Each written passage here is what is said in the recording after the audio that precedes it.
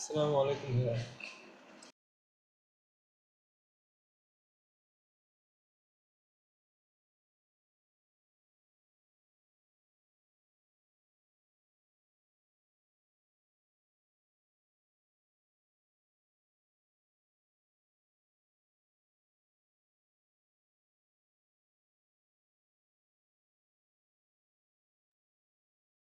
আসসালামু আলাইকুম।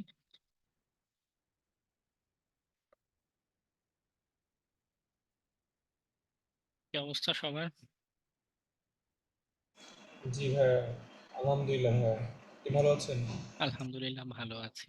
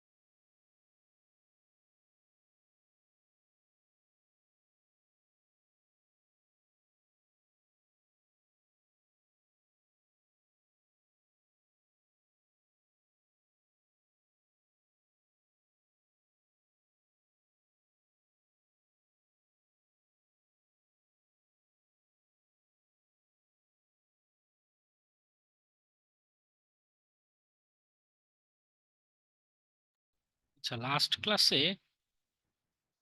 হয়তো অনেক দিন আগে আসলে। তো লাস্ট ক্লাসে আমরা নেটওয়ার্কিং নিয়ে আলোচনা করেছিলাম।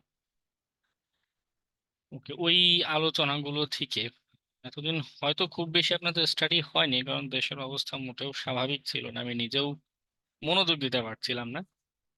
তারপরেও যদি ওই রিলেটেড স্টাডি করে তখন বা এখন যদি কারো কোনো কোয়েশ্চেন থাকে কম্পিউটার নেটওয়ার্কিং এর আলোচনা থেকে, শেয়ার করতে পারেন।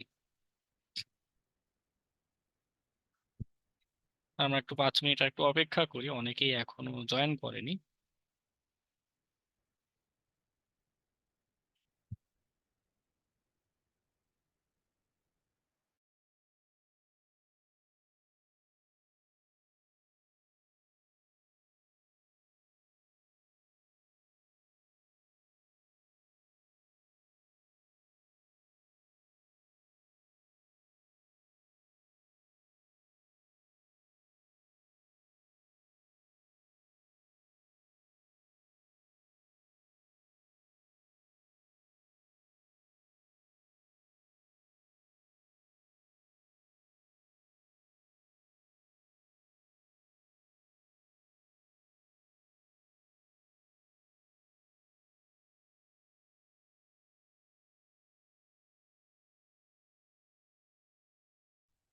কিছু কি বলছেন না?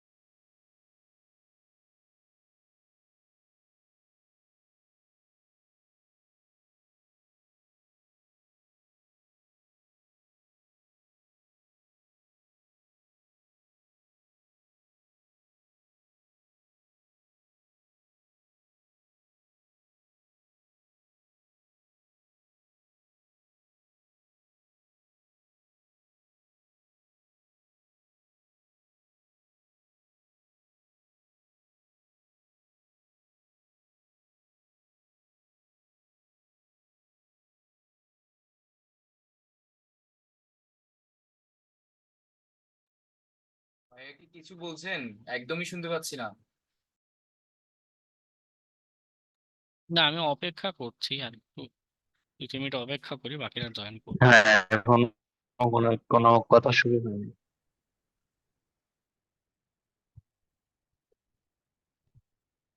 এমনিতে আপনাদের কোয়েশ্চেন থাকলে শেয়ার করতে পারেন।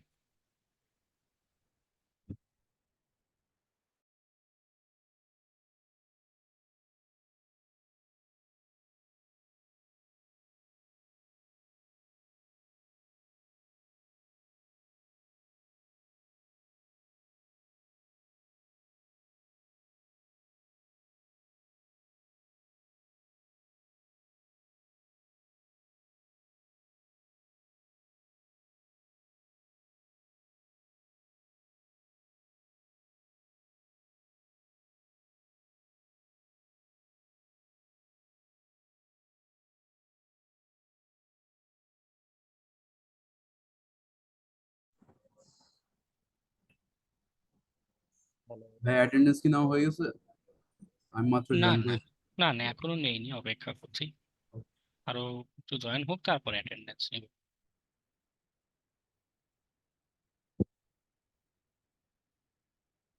আগামী 1-2 সপ্তাহ আমাদের এভাবেই ডাবল করে ক্লাস নেওয়া লাগবে, কারণ মাঝখানে বেশ কিছুদিন গ্যাপ গিয়েছে। আন্দোলনের আগেও কয়েকটা ক্লাস গ্যাপ গিয়েছিল। আন্দোলনে তো অনেক দিন ধরে বন্ধ, ইন্টারনেট অফ, তারপরে ক্লাস, ইন্টারনেট চালু করলো তাও নেট স্লো ছিল মাঝখানে, তো ক্লাস হয়নি একদমই আর। ওকে, অফিসে কাজের চাপও, কিন্তু এই মাসে 1-2 সপ্তাহ আমরা একটু ডাবল করে ক্লাস কন্টিনিউ করবো। মাঝখানে ব্রেক আছে, মাঝখানে হচ্ছে গিয়ে 9:30 পর্যন্ত ক্লাস, এরপরে আধা ঘন্টা ব্রেক দিয়ে 10টা থেকে আমরা আবার ক্লাস কন্টিনিউ করব। একটু একটু কষ্ট হবে, একটু মনোযোগ ধরে রাখতে একটু কষ্ট হতে পারে কারো কারো, কিন্তু আমাদের কষ্ট করে হলো চা কফি বা খাবার দাবার এনার্জি ড্রিঙ্কস কিছু একটা খেয়ে হলেও ক্লাসগুলো কন্টিনিউ করতে হবে, কারণ এখনো আমাদের এখনো ফান্ডামেন্টাল মডিউলেই আমরা আছি। হ্যাঁ, কিন্তু মূল হ্যাকিং এর আলোচনা, হ্যাকিং এর বিভিন্ন ল্যাব সেটআপ প্র্যাকটিস, মানে একটা লেভেলে অন্তত নিয়ে গেলে যেটা হয় কি, হ্যাকিং এর ল্যাব গুলো কিভাবে সলভ করতে হয়, কিভাবে বাসায় একা একা প্র্যাকটিস করতে হয়, অন্তত সে পর্যন্ত যদি নিয়ে যাই, তাহলে যেটা হবে যে মনে করুন ক্লাস ক্লাস হচ্ছে না, আবার আন্দোলন হচ্ছে বা সামথিং, লিস্ট বাসায় নিজে নিজে প্র্যাকটিস করতে পারবেন বা একা একা করতে পারবেন। ওকে, তো একটু আমরা কষ্ট হবে, তারপরও আম, 1-2 সপ্তাহ একটু ডাবল করে ক্লাস করবো আমরা, ঠিক আছে?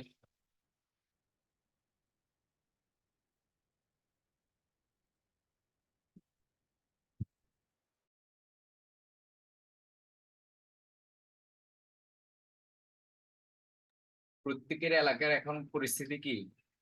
শান্তশীতল আছে? বিএনপি সক্রিয় হচ্ছে, আর হচ্ছে যে ওরা মানে আরো শক্তিশালী হয়ে কিছু কিছু জায়গায় অ্যাটাক করতেছে। এই আওয়ামী লীগের যে জায়গাগুলো ছিল ওগুলো জায়গায়, মানে যেসব কাউন্সিলরের অফিস টফিস যা যা ছিল সব জায়গায় অ্যাটাক করতেছে। আর ওরা সক্রিয় হচ্ছে, মিছিল মিটিং করতেছে। এটা হচ্ছে যে ঢুকাই বাড়া করতেছে, কলঙ্করের খবর। ঢুকাই বাড়া করে ওরা এই কাজগুলো করতেছে। It's not fair like. সবচেয়ে দুঃখজনক হচ্ছে যে ভাইয়া, মানে যে খাদক আর যে ক্ষুধার্ত দুজনেই ভয়ঙ্কর। এখন একজনের ছিল খাদক 15 বছর, আর একজনে এখন ক্ষুধার্ত। দুজনেই যদি খেতে থাকে তাহলে দেশের অবস্থা তার 12টা বাজে। আসলে সবচেয়ে দুঃখজনক হচ্ছে যে এই স্টুডেন্ট জনতারা আর সাধারণ মানুষরা মিলে একটা স্বাধীন বলতে পারেন অন্তত বাক স্বাধীনতা যে বিষয়টা ছিল এটা তো এখন অন্তত আছে, সেটাকে আবার ক্ষুণ্ণ করার জন্য আরেক দল এখন উঠে পড়ে লাগছে। এই মুহূর্তে সবচেয়ে বড় যেটা প্রবলেম, কারণ এত ইস্যু হচ্ছে, তার কারণ হচ্ছে সেন্ট্রাল কোনো কমান্ড বা নেতৃত্ব দেওয়ার কেউ নাই। হ্যাঁ, সরকার গঠনটাও খুব বেশি ডিলে হয়ে যাচ্ছে আমাদের দেশে। মানে আজকে এটা করছে ওটা করছে, মানে সরকারি অফিসের মতো ধীরে সুস্থে তারা আগাচ্ছে। এটা না করে খুব দ্রুত যদি সরকার গঠন করে আইন, মানে রাস্তায় লিটারালি কোনো পুলিশ নাই, এলাকায় কোনো পুলিশ নাই, এটা হামলা হচ্ছে বা যা হচ্ছে, মিনিমাম একটা সাপোর্ট যে দিবে বা হেল্প করবে কেউ নাই। আবার রাজনৈতিক নেতৃত্ব বিশেষ করে খালেদা জিয়া যদি এখন এসে একটা বেশি না একটা ভাষণে অন্তত বলে যে আপনারা শান্ত হন, মানে বিএনপির এরা যেন এই টাইপের কাজ না করে, তাতেও পরিস্থিতি অনেকটা পাল্টে যেতে পারে বা পাল্টাবে বলে বিশ্বাস। কিন্তু কিছুই হচ্ছে না, হ্যাঁ, সব লেজে গুবরে অবস্থা করে রেখেছে, ডিলে হচ্ছে, জাস্ট নাথিং এলস। এবং এটাতে আসলেই খুব খারাপ পরিস্থিতি হচ্ছে। আগামীকাল রাত 8টায় মনে হয় অন্তর্বর্তীকালীন সরকারের শপথ গ্রহণের একটা সময় নির্ধারণ করেছে সেনাবাহিনী প্রধান বললেন। রাত 1টায়? 8টায়। রাত 8টায় মানে কালকেও আরে সারাদিন গিয়ে তারপরে গিয়ে শপথ নিবে, দ্যাট মিন্স কাজ শুরু করবে তারও না। কালকে তো হ্যাঁ, বৃহস্পতিবার, কাজ শুরু করতে করতে রবিবার, মানে মাঝখানে আরো 2-3 দিন সময় পেয়ে যাচ্ছে অপরাধীরা। যারা দেশ ছেড়ে পালানোর তারাও সুযোগ পেয়ে যাবে, আর যারা এই যে নিরীহ মানুষগুলোর উপর হামলা চালাচ্ছে এরাও সুযোগ পেয়ে যাবে। এটা খুব খারাপ হলো, এটা আরো দ্রুত করা উচিত ছিল। যাই এটা হোক। ডিলে হয়েছে প্রবাবলি হচ্ছে ইউনূস স্যারের একটা মাইনর অপারেশন হওয়ার কারণে, যার ফলশ্রুতিতে ওনার জন্য অপেক্ষা করছে সবাই। তারপরও শত বাধার মধ্যেও যদি একটু তাড়াতাড়ি হতো তাহলে ভালো হতো, কারণ হচ্ছে যে আমাদের এখানে বেশ কিছু হিন্দু এলাকার মধ্যে দেখলাম আক্রমণ হচ্ছে। তারপরে আমাদের ছাত্ররা প্লাস সাধারণ মানুষরাও খুব আন্তরিকতার সহিত এগুলো পাহারা দিচ্ছে, কিন্তু একটা আইন যেটা করতে পারে একটা সাধারণ মানুষ তো সেটা তো করতে পারে না। কতক্ষণ বা এই মুহূর্তে পাহারা দিতে পুলিশ পারে? না থাকার কারণে তো কোনো আইন নেই। হ্যাঁ। আর মোহাম্মদপুরেও দেখলাম ডাকাতি শুরু হয়ে গেছে। তো এগুলো কন্ট্রোল করাও খুব কঠিন। আর এটার কারণে এতদিন যে ইন্টারন্যাশনাল লেভেলের যে সাংবাদিক গুলো আছে, ওরা যারা স্টুডেন্ট পক্ষে ছিল, তারাও এখন দেখেন বিভিন্ন সম্প্রদায় মানে আমাদের দেশে যা ঘটছে আর কি, এটার কারণে তারাও আস্তে আস্তে মুখ ফিরে নিচ্ছে। তো এটাতে দেশের আলটিমেটলি ক্ষতি হচ্ছে, মানে একটা তো ক্ষতি হয়ে গেছে, আর আরো ভবিষ্যৎ হচ্ছে, জানি না কি হয়। দোয়া করি যাতে দেশটা আবার ভালো পর্যায়ে ফিরে আসে আর কি। হ্যাঁ, এটা ঠিক, আমাদের ইমেজ নষ্ট হয়ে যাচ্ছে বাইরে।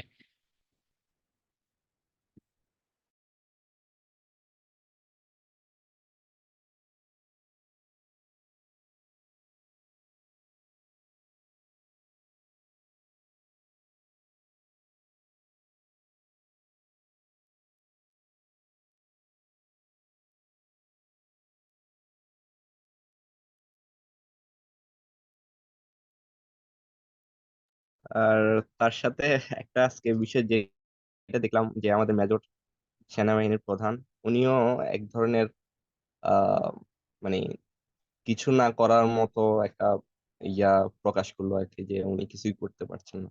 হ্যাঁ, এই পরিস্থিতিটা খুবই দুঃখজনক আমাদের জন্য, আমাদের দেশের জন্য, সবার জন্য।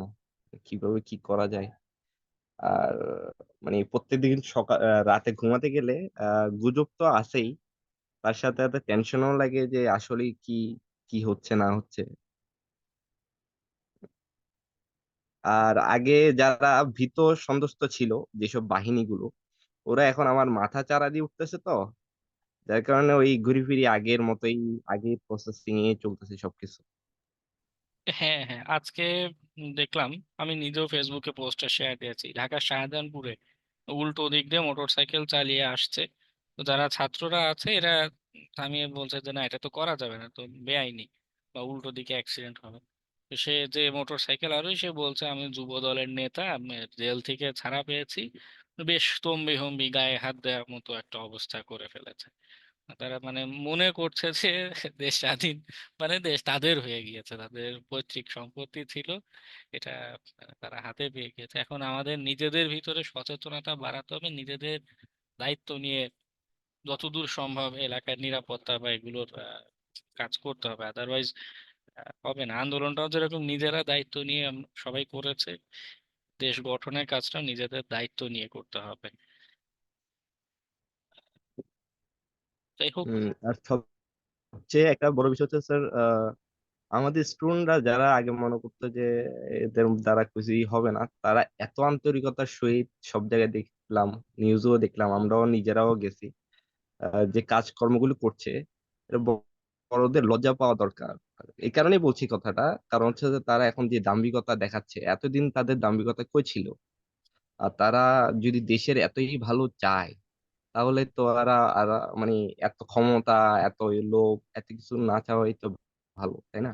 হ্যাঁ, আহ, সবকিছুর একটা ভালো হওয়া উচিত, কিন্তু বুঝতে পারছি না মানে দেশের মধ্যে কি চলছে। আর একটা নিউজ দেখলাম, সাধারণ মানুষরা এতই লোভী, বিভিন্ন বাজারে গিয়ে তাদের সাধারণ মানুষের সম্পত্তি লুট করতেছে।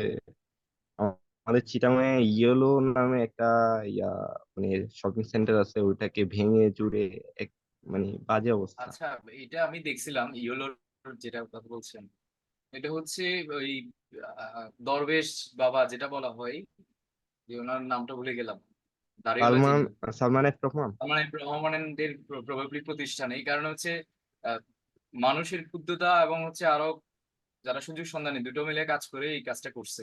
আমি সেদিন আচ্ছা, আচ্ছা। একটু আনন্দ উদযাপন করে যখন আসতেছিলাম রিক্সা দিয়ে, তখন দেখলাম মানে যেভাবে লুটতরাজ করতেছে।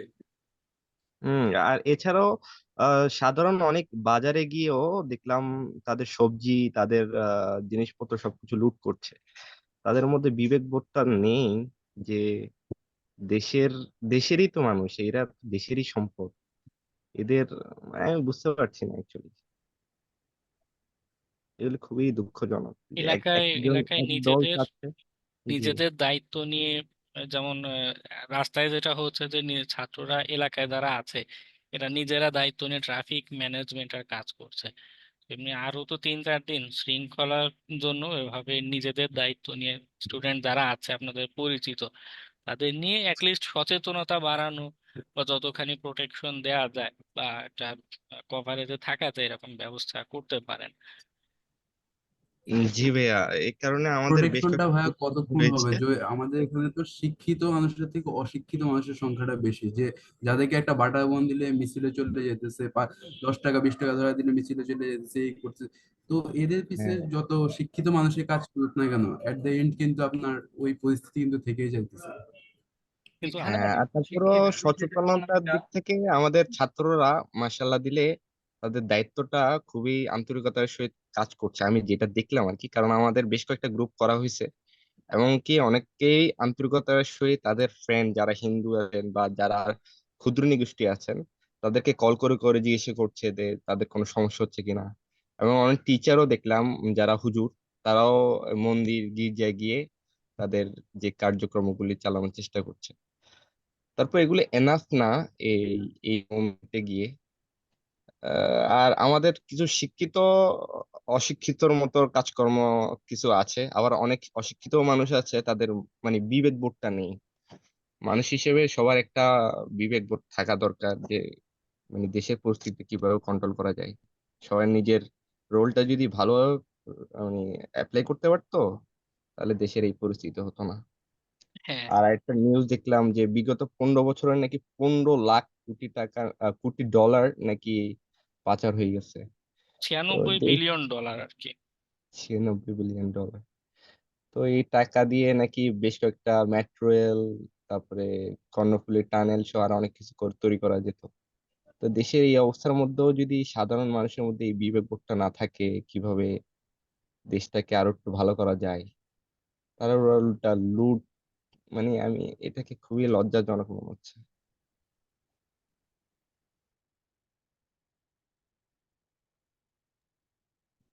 আর এটার কারণে আলটিমেটলি আমাদের ইন্টারন্যাশনাল লেভেলে আমাদের ইমেজটা এতই মানে বাজে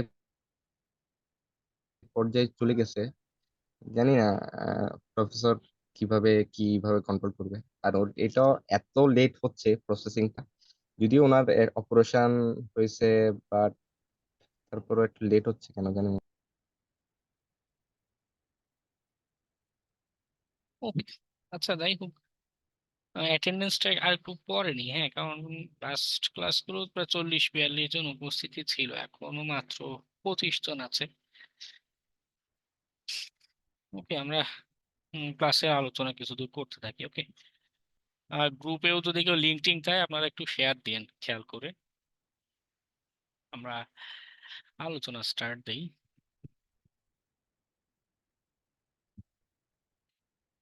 উম, কয়েকটা বিষয় নিয়ে কথা বলবো।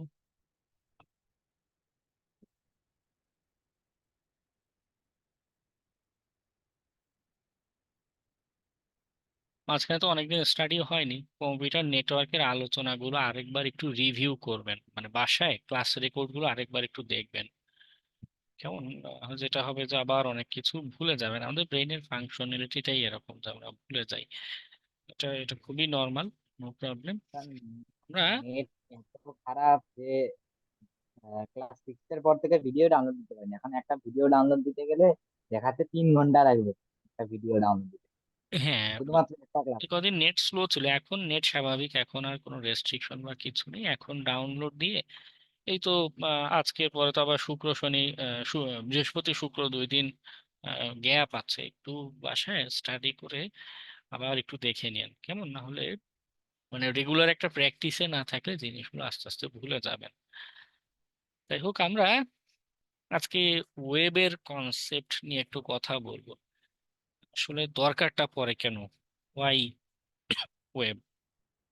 একে হচ্ছে আমরা যখন অ্যাপ্লিকেশন সিকিউরিটি নিয়ে কাজ করতে চাই, যে application, mobile application, web application, তো দুইটা হচ্ছে গিয়ে বড় ক্যাটাগরি। তো ওয়েব অ্যাপ্লিকেশনের সংখ্যাধিক বেশি, মানে বেশি সংখ্যায় দেখা যায়। তো যেহেতু ওয়েব অ্যাপ্লিকেশন এবং ওয়েব নাম শুনে বোঝা যাচ্ছে, যার কারণে ওয়েবের কনসেপ্টটা সেইখানে একটা দরকার। আরেকটা হলো আমরা নিজেরা বিভিন্ন হ্যাকিং এর টেকনিক অ্যাপ্লাই যখন করতে চাই, মাঝে মধ্যে হয় সোশ্যাল ইঞ্জিনিয়ারিং হতে পারে, উম, বা এই অ্যাপ্লিকেশন সিকিউরিটি কিছু একটা তৈরি করছি, হ্যাঁ, বিভিন্ন হ্যাকিং টেকনিকে ঘুরে ফিরে এই ওয়েবের কনসেপ্টটা আমাদের আসে। তো যার কারণে এটা একটু জেনে রাখা দরকার যে আসলে এই ওয়েব জিনিসটা কি, কেন, কিভাবে কাজ করছে। আরেকটা হচ্ছে সার্ভার হ্যাকিং যেটা আছে।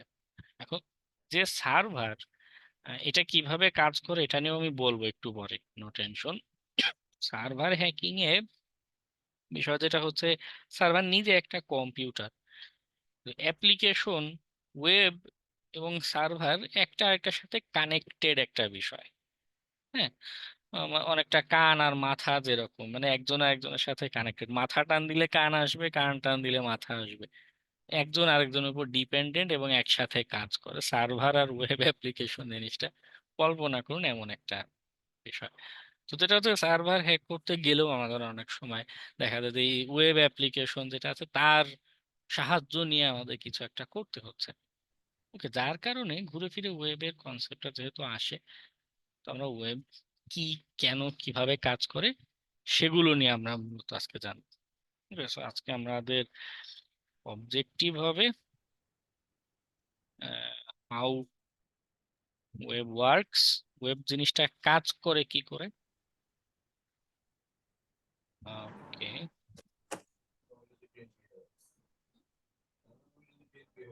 স্পেস করে নিলাম। এরপর হচ্ছে ওয়েবের আর্কিটেকচার নিয়ে একটু কথা বলবো, একটু কঠিন লাগবে এই অংশটা, আর্কিটেকচার অংশটা একটু কঠিন লাগে, কারণ কয়েকটা ভারী ভারী শব্দ, যদিও আমি চেষ্টা করব যতখানি সহজে বোঝানো যায়, তারপর একটু কঠিন লাগবে। ওয়েবের আর্কিটেকচার, হ্যাঁ, এর ভিতরে একটা সাব টপিক হচ্ছে আমাদের, সরি, আমার আসলে ঠান্ডা লেগে আছে, তার কারণে মাঝে মধ্যে না চাইতেও খুব কাশি আসে। মডার্ন ওয়েব অ্যাপ্লিকেশন যেগুলো আছে, হ্যাঁ, এটা নিয়ে একটু আমরা বোঝার চেষ্টা করবো। আমরা কিন্তু ওয়েব ডেভেলপমেন্ট করব না, ডেভেলপমেন্টের আগের যেটা পার্ট সেই অংশটা নিয়ে কথা বলবো। এরপরে গিয়ে আমরা আজকে এইচটিএমএল নিয়ে একটু কথা বলবো, যে ওয়েবসাইট, হ্যাঁ, এটা হচ্ছে একদম বেসিক বিল্ডিং ব্লকস, যেটা বেসিক বিল্ডিং ব্লকস। যাই হোক, কথা বলতে বলতে লিখছি, স্পেলিং মিস্টেক যেতে পারে, একটু বুঝে নেবেন। যেটা হচ্ছে ওয়েব কিভাবে কাজ করে, আর্কিটেকচারটা কেমন হয়, আর এইচটিএমএল, এইচটিএমএল এর ভিতরেও আমরা প্রথমে বেসিক একটু বোঝার চেষ্টা করব, এবং যদি এই ক্লাসে কভার করা সম্ভব হয় তাহলে আমরা লগ ইন ফর্ম কিভাবে বানাতে হয় এই আলোচনাটাতে যাব। ওকে, আর যদি এই অংশ কভার করতে না পাই তাহলে নেক্সট সেশন যেটা আছে সেই সেশনে এইটার কথা আমরা বলবো। ওকে, আচ্ছা, আজকে প্রোগ্রামিং এ হাত দিব না, আগে ওয়েবের কনসেপ্টটা বুঝে এরপরে যে ক্লাসগুলো হবে সেইখানে আমরা প্রোগ্রামিং এর কনসেপ্ট নিয়ে কথা বলবো।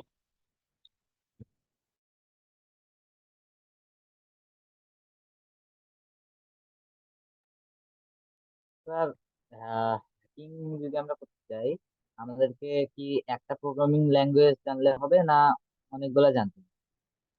একটা জানলেই এনাফ আপাতত।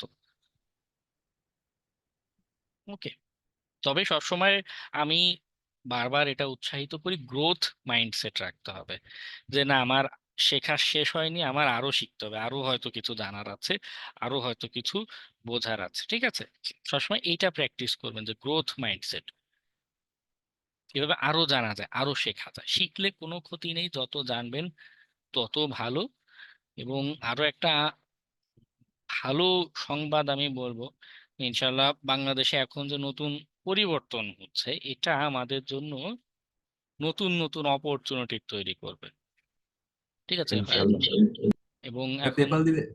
আহ, সব হতে পারে, অস্বাভাবিক কিছু না, কারণ এখন তো আর আগের মতো আহ, অবৈধ সন্ত্রাসী মাফিয়া সরকার নেই। এখন আশা করি অনেক কিছু পাল্টাবে, এবং আমরা নিজেরা একত্রিত হয়ে যে অনেক কিছু করতে পারি, সেটা আমরা নিজে প্রমাণ, আমরা সাক্ষী হয়ে থাকবো ইতিহাসে। তো যাই জি হোক, ভাইয়া। আমাদের অপরচুনিটি অনেক জায়গা আছে, অনেক ক্ষেত্র আছে। আমাদের এই জন্য এখন যেগুলো দরকার হচ্ছে যে বেশ স্কিল বা এগুলো বাড়ানোর অনেক দরকার। ঠিক আছে, অনেক স্কিল বাড়াতে হবে, দক্ষ মানুষজনের খুব দরকার পড়বে। বিশেষ অনেক সেক্টরে, অনেক এন্টারপ্রাইজে দেখা যাবে ডক্টর ইউনূস যদি বেশ কিছুদিন ক্ষমতায় থাকে, বা একটু ভালো কিছু, একটা ভালো একটা গভর্নমেন্ট যদি আসে, দেখা যাবে তারা টেকনোলজি তো অবভিয়াসলি অনেক ফোকাস দিবে। আগে সরকার যা ছিল, মুখে বলতো ডিজিটাল বাংলাদেশ, আমরা খেতাম হচ্ছে মূলা। ঠিক আছে, বাস্তবে ডিজিটালের হতো কচুটা, ওয়েবসাইট পর্যন্ত লোড নিত না।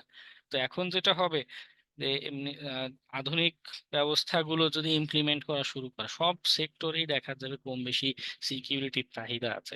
আপনার যদি একটু ভালো করে স্কিল গ্রো করেন, একটু প্র্যাকটিক্যাল স্কিল গুলো থাকে, তো দেখা যাবে এই যে ব্যাংকগুলো, হ্যাঁ বড় বড় ব্যাংক এন্টারপ্রাইজ, আমি আশা করছি যে এই জায়গাগুলোতে সিকিউরিটি যে পিপল গুলো, হ্যাঁ ম্যান পাওয়ার, সিকিউরিটির যে ম্যান পাওয়ার, সেটার নিড আসলে বেড়ে যাবে বলে আমি আশা করছি।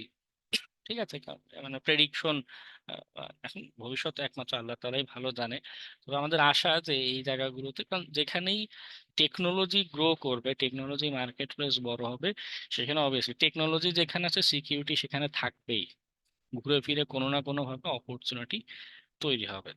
ওকে, মুক্তিযুদ্ধের পরে যখন 1971 সালে যখন নতুন করে দেশ গঠন হলো, তখন কিন্তু কি হয়েছে, যারা ওই পাকিস্তান সেনাবাহিনীতে ছিল তাদের উপর কি করেছে, এনে বাংলাদেশে বড় বড় পজিশন গুলোতে দিয়েছে, তাই না?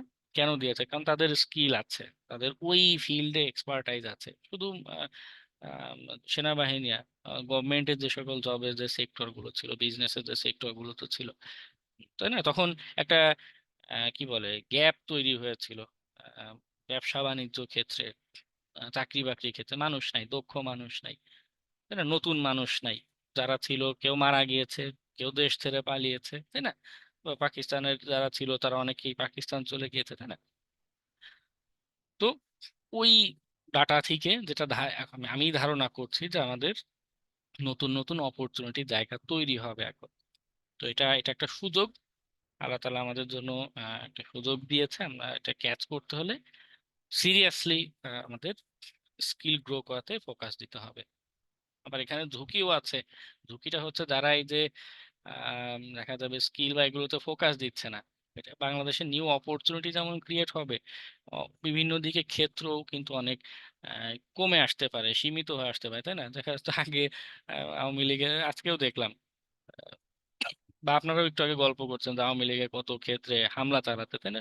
তো কি হচ্ছে, বড় বড় যে সামিট গ্রুপ বা এরকম গ্রুপ যদি না থাকে, কত মানুষ চাকরি হারা হয়ে যাবে, তাই না? চাকরির ক্ষেত্র কমে আসতে পারে, রিস্কের জায়গা আছে। তো ক্ষেত্র কমে আসলে সেখানে আমাদের অপরচুনিটির জায়গাটা কি হবে, বা আমরা কেন অন্যদের থেকে স্ট্যান্ড আউট করবো, সেটা হচ্ছে স্কিল। অন্যদের থেকে দক্ষতা বেশি। অনেক এন্টারপ্রাইজে এমনও অনেক মানুষজন আছে মানে একদমই টেকনোলজি ব্যাকগ্রাউন্ডেরই না। একজনের সাথে কথা বললাম, সে সিএসসি ব্যাকগ্রাউন্ডেরই না, একটা সিটিও একটা প্রতিষ্ঠানের। তো এরকম অনেক মানুষজন আছে। তাদের বিট করতে হলে বা আমরা একটা এই ব্ল্যাকিংস এর জায়গাগুলো পূরণ করতে হলে আমাদের স্কিল দিয়ে আমরা সেখানে ভালো কিছু করতে পারবো।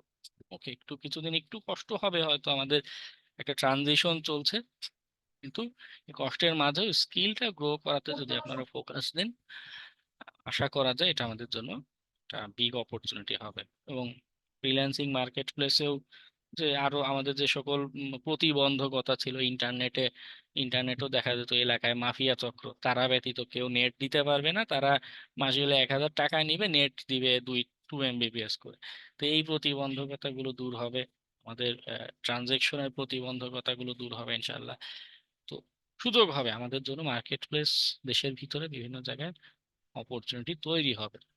ঠিক আছে, তো আমি চাই তারপরে আমরা যেন গভর্নমেন্ট সবাই ইনকমপ্লিট এই যে নতুন ওয়েবসাইট গুলো অপরচুনিটি গুলো পড়ে আছে। গ্রহণ করতে পারি, ক্যাচ করতে পারি।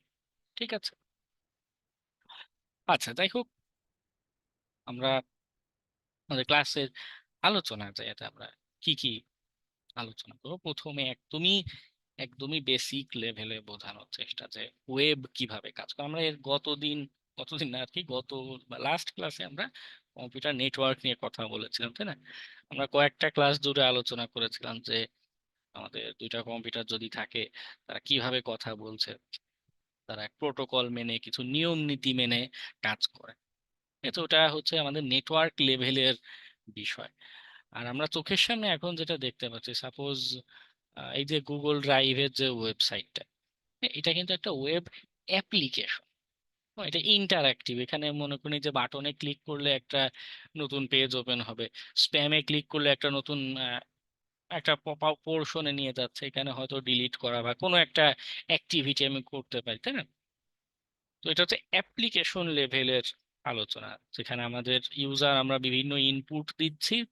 হ্যাঁ, এর পিছনে কম্পিউটার নেটওয়ার্ক কিন্তু ঠিকই কাজ করে যাচ্ছে। ওকে, আমরা পূর্বে যে বিষয়গুলো জেনেছি সবগুলো কিন্তু একটা আরেকটার সাথে রিলেটেড, লেভেল বাই লেভেলে তারা কাজ করে।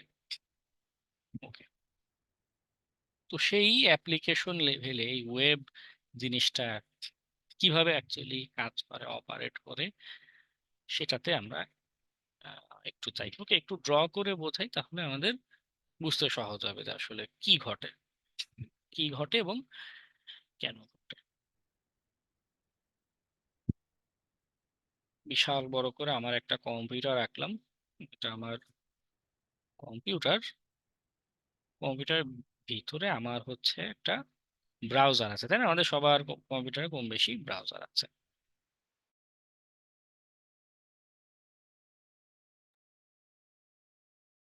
আর এই পাশে একটা, আপাতত বোঝানোর সুবিধাতে যখন একটু আর্কিটেকচার আলোচনা করব তখন দেখবো যে এখানে আরো বিভিন্ন বিষয়বস্তু আসে। মনে করুন এটা একটা সার্ভার। নর্মাল কম্পিউটার আর সার্ভারের ভিতরে একটু তফাৎ আছে। তফাৎটা হলো আমাদের রিসোর্স বা ইউজার ম্যানেজমেন্ট। যেমন আমাদের নর্মাল কম্পিউটার আপনার বাসায় আপনি একাই ব্যবহার করেন, তাই না? বা অন্য কেউ ব্যবহার করলে ওই সাময়িক আপনি একটু মুভি দেখতে দিচ্ছেন বা ছোট ভাইকে একটু গেম খেলতে দিচ্ছেন। এখন অবশ্য কম্পিউটারে গেম খেলা হয় কম, মানুষ মোবাইলে গেম খেলে বেশি। যাই হোক, মানে এখানে আদার্স অ্যাক্টিভিটি কম। কিন্তু সার্ভার গুলো হচ্ছে বিশাল কম্পিউটার। আমার যতদূর মনে পড়ে যে এগুলোর কিছু ছবি আহ, দেখিয়েছিলাম আপনাদের, বা একটু গুগলে সার্চ করলে আপনারা দেখতে পাবেন যে বিভিন্ন রকমের সার্ভার কম্পিউটার। ঠিক আছে, এটাও নর্মাল কম্পিউটারের মতোই, খালি এটা যেটা হয় যে এর কয়েকটা ফাংশনালিটিতে কম বেশি আছে। যেমন অনেক মানুষ একটা সার্ভারকে ব্যবহার করতে পারে, মানে অনেকগুলো ইউজার অ্যাকাউন্ট ক্রিয়েট করে রাখতে পারে। ফেসবুকে কি হয়, যদিও ফেসবুক বিশাল বড় জায়ান্ট, হ্যাঁ, গ্লোবালি বিভিন্ন জায়গায় তাদের এরকম আহ, বিশাল বিশাল সার্ভার আছে, বিভিন্ন কম্পোনেন্ট আছে। তো বোঝানোর সুবিধার্থে যদি এভাবে বলি যে এখানে কি হচ্ছে, একটাই সার্ভার কিন্তু ফেসবুকে 1 লক্ষ মানুষ এই একটা কম্পিউটারকে ব্যবহার করতে পারছে। ইউজার অনেক অনেক ইউজার একটা কম্পিউটারকে ব্যবহার করতে পারে, তার ক্যাপাসিটি বেশি। তো সিঙ্গেল কম্পিউটার, আমাদের নর্মাল বাসা বাড়ি কম্পিউটারতে যেরকম হার্ড ড্রাইভ থাকে, হ্যাঁ, এই সার্ভার গুলোর ভিতরে এরকম হার্ড ড্রাইভ থাকে। তো বোঝানোর সুবিধার্থে মনে করি যে পুরোটাই আমার কম্পিউটার। এই কম্পিউটারের এই একটা পোর্শন, পুরোটা কিন্তু একটা স্টোরেজেই থাকে। আপনার কম্পিউটারে যদি যান, ফোল্ডারে যদি যান, দেখবেন সি ড্রাইভ, ই ড্রাইভ, হ্যাঁ তাই না, ডি ড্রাইভ, এরকম কতগুলো ড্রাইভ আছে, সব একটা স্টোরেজের ভিতরেই। এখানেই আমরা প্রোগ্রামিং করি, এখানেই সবকিছু রান হয়। তো সার্ভারের ক্ষেত্রেও এরকম হয়।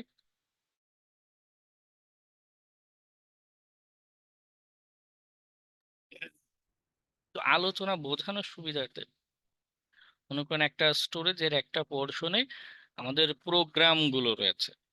প্রোগ্রাম বলতে প্রোগ্রামিং ল্যাঙ্গুয়েজ, এটা হতে পারে, মনে করুন একটা হচ্ছে কম্পিউটার সার্ভারের অ্যাপ্লিকেশন, আর আরেকটা হচ্ছে মনে করুন পাইথন। পাইথন নামটা আমাদের অনেক জনপ্রিয়, তাই না? মনে করুন পাইথন নাম দিলাম, দুইটা প্রোগ্রাম রয়েছে। বাস্তবে এভাবে চোখে দেখা যায় না, বোঝানোর সুবিধা তো বলছে এটা হচ্ছে আমাদের ডাটাবেজ। ডাটাবেজে নিয়েও একটা ক্লাস হবে, আহ, সেখানে আরো আরো আমরা ডিটেইলসে যাবো, টেকনিক্যাল ডিটেইলসে। এই ডাটাবেজে যেটা হচ্ছে আমার ইউজারের বা অ্যাপ্লিকেশনের বিভিন্ন ইনফরমেশন সেভ থাকে। মনে করেন আপনি একটা ছবি আপলোড করেছেন, এটাও ডাটাবেজে সেভ থাকে, এটা কিন্তু এই প্রোগ্রামিং এর ভিতরে সেভ থাকে না।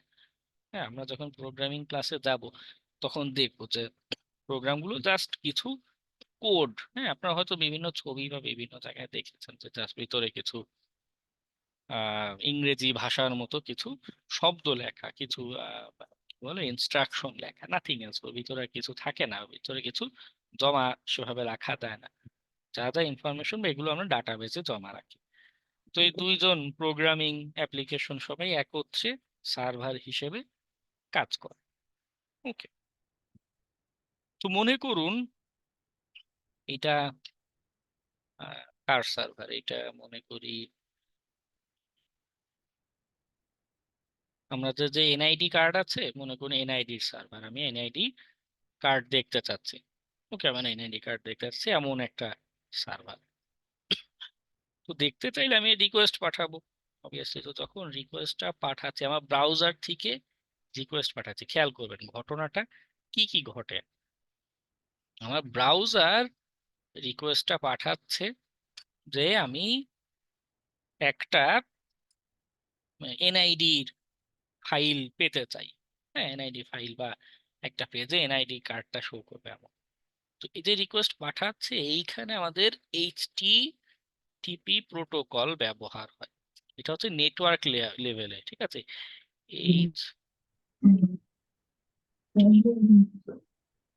এইচটিপি, ওকে, এটা হচ্ছে প্রোটোকল যার মাধ্যমে নেটওয়ার্ক লেভেলে কমিউনিকেশন হচ্ছে। তো এইচটিটিপি প্রোটোকলে ডাটাটা যখন গেল, ওর এইখানে যে অ্যাপ্লিকেশনের সফটওয়্যারটা আছে তার কাছে যাচ্ছে না প্রথমে, সার্ভারে যে হচ্ছে আমাদের এই রিকোয়েস্ট ধরার জন্য, শোনার জন্য কান পেতে আছে, লিসেন করছে। তো সে দেখছে যে এটা একটা ওয়েবের অ্যাপ্লিকেশন, ভালো মানে ওয়েবের একটা রিকোয়েস্ট। সে তখন এই যে পাইথন যে প্রোগ্রাম আছে, সে তখন এখানে অ্যাক্টিভেট হয়ে কাজ করা শুরু করে, তার ভিতরে ইনস্ট্রাকশন লেখাই আছে। তো সে দেখে পাইথন বা পিএইচপি যেই ল্যাঙ্গুয়েজই হোক, তার ভিতরে মানে কোড লেখা, সে চেক করছে যে আচ্ছা কি রিকোয়েস্ট পাঠিয়েছে। সে একটা ওয়েব পেজ দেখতে চায়, একটা সাইট দেখার রিকোয়েস্ট করেছে। তো প্রোগ্রামিং যে ল্যাঙ্গুয়েজ, সে তো জাস্ট কিছু ইনস্ট্রাকশন, কিছু নির্দেশনা, তার কাছে তো এনআইডির ফাইলটা নাই, তাই না? তার কাছে এটা থাকে না। সে তখন ডাটাবেজের কাছে রিকোয়েস্ট করে যে ভাই, তোমার কাছে যে এনআইডিটা রয়েছে ওটা আমাকে দাও। ডাটাবেস কি করে, এনআইডিটার কপি, আমাদের এনআইডি যে ছবিটা, এটা তার কাছে দেয়। ঠিক আছে, প্রোগ্রামিং তখন আমার রিকোয়েস্ট, ডাটাবেস থেকে প্রাপ্ত রেসপন্স এবং তার ভিতরে আরো যা যা ইনস্ট্রাকশন লেখা আছে, এগুলোর বেসিসে একটা ফাইল জেনারেট করে। সে একটা ফাইল জেনারেট করছে। এইটা হচ্ছে আমাদের এইচ HTML ফাইল। যদিও মডার্ন অ্যাপ্লিকেশনের ডিজাইনের জন্য আরো বিভিন্ন জিনিস থাকে, CSS থাকে, জাভাস্ক্রিপ্ট থাকে। হ্যাঁ, আমি আলোচনার সুবিধার্থে, বোঝানোর সুবিধা, এগুলো মনে করুন আছে, বোঝানোর সুবিধার্থে বলছি যে শুধু HTML। ওকে, জাস্ট বোঝানোর সুবিধার্থে সেটা জেনারেট করে, HTML-টা জেনারেট করে রেসপন্স আকারে এই HTML-টা আমাদের কাছে পাঠায়। ওকে,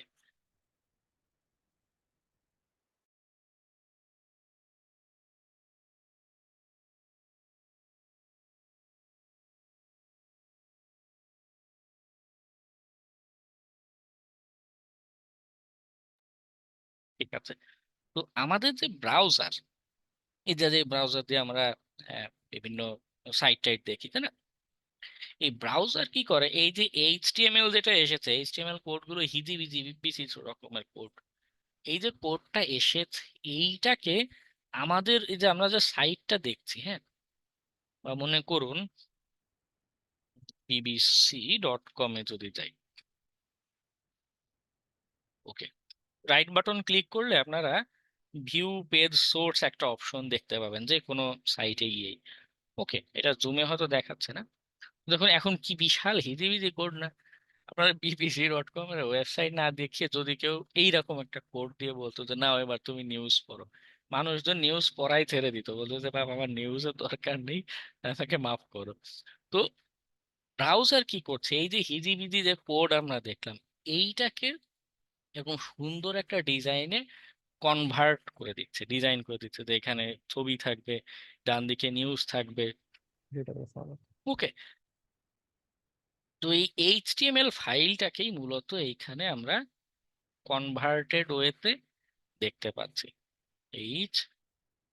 HTML। ওকে, তো এখানে একটা খুব গুরুতর বোঝার বিষয় আছে, সেইটা হলো এই যে সার্ভারের ভিতরে থাকা প্রোগ্রামিং ল্যাঙ্গুয়েজ, এইটা কিন্তু অনলাইনে কখনোই শেয়ার হয় না, ওটা সার্ভারের ভিতরেই থাকে, ওটা সার্ভারের বাইরে কখনো আসে না। ডাটাবেস যেটা আছে এইটাও সার্ভারের ভিতরে থাকে, যদি কোনো ইনফরমেশন দরকার পড়ে প্রোগ্রামিং এর মাধ্যমে এই ইনফরমেশনটা ডাটাবেস থেকে আমাদের কাছে আসে। আমাদের ইন্ডে শুধুমাত্র HTML কোড আসে, হ্যাঁ, বা ডিজাইনার CSS কোড যদি আসে, এবং এটা পুরোটা মানে পুরো আস্ত ফাইলটাই আমার কাছে চলে আসে।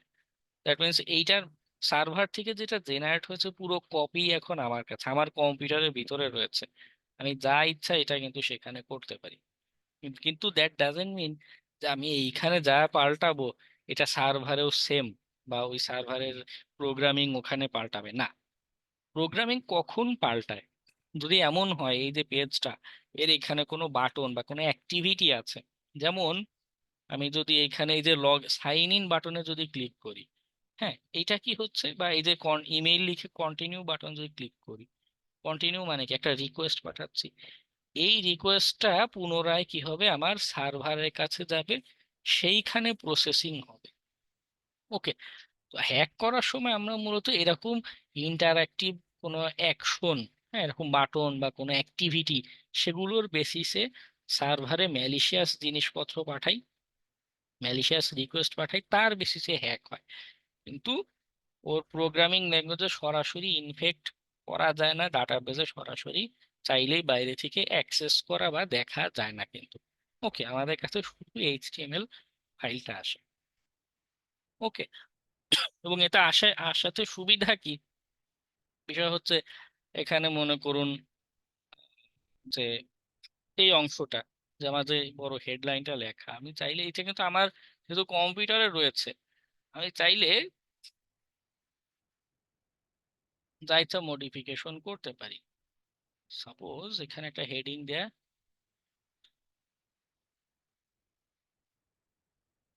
ইউ আর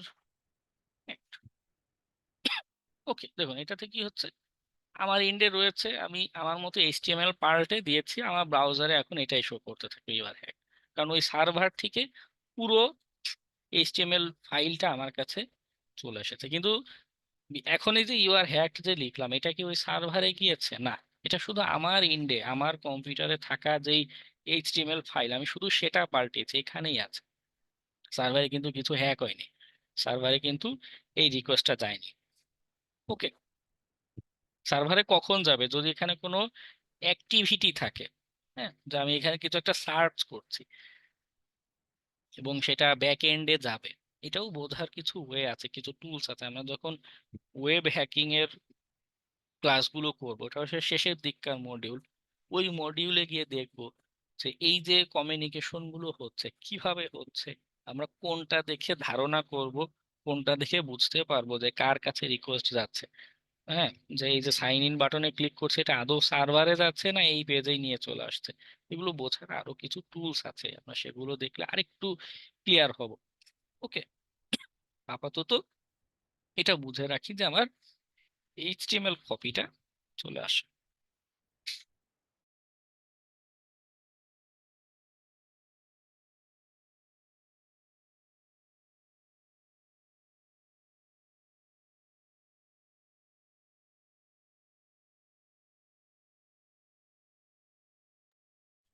আচ্ছা, তো এটা হলো আমাদের ওয়েবের একদমই একদমই প্রাথমিক কথা, যে আমাদের ওয়েবটা কিভাবে কাজ করে। আর এখানে যে এইচটিএমএল, এইটা নিয়েও আমরা কথা বলবো, একটু পরে গিয়ে আমরা এইচটিএমএল এর কথা বলবো। তার আগে আমরা ওয়েবের আর্কিটেকচারের সাথে একটু পরিচিত হব। হ্যাঁ, web architecture, modern web application গুলোতে কি ঘটে। বিষয় হচ্ছে আমরা যখন হ্যাক করতে যাচ্ছি, এখন সব সাইটে কি হ্যাক করতে পারবো, এটা ডিপেন্ড করে। হুম, এবং কেন আসলে হ্যাকারদের এত চাহিদা, কারণ বিভিন্ন বিষয় বোঝার, বিভিন্ন জিনিস অ্যাপ্লাই করার এখানে সুযোগ আছে, এবং ক্রিয়েটিভ অনেক কিছু চিন্তা করতে হয়, ট্রাই করতে হয়। ঠিক আছে, বড় বড় যে হ্যাকিং এর ঘটনা ঘটে, সেখানেও অনেক কিছু ভাবার বিষয় আছে, চিন্তা করার বিষয় আছে।